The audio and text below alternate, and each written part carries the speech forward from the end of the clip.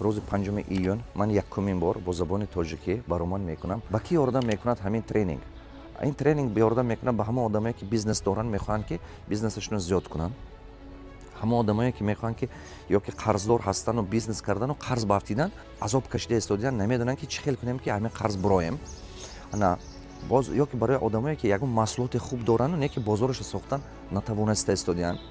یا که برای آدمایی که یگون خیلی ایده خوب دارن و نه که همین ایدهشون عملی کردن نتونسته استودیان. برای همین آدما این ترینینگ بهترین هست، هم یاردم میکنن.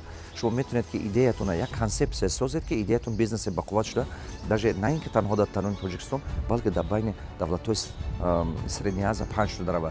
همین $68 میلیونری که ما تربیت کردیم 48 کس همینا تای قرض بود، بعضی همینا بیزنس نداشت. حاضر باشید بیزنس های خوب دارن، بیزنس هاشون پیش برفته است. روز 5 ایون مرحمت کنید ترینینگی که موضوعش لیفته که قرض داره به میلیونر برده میرسونه. در دوشنبه وا میخوریم.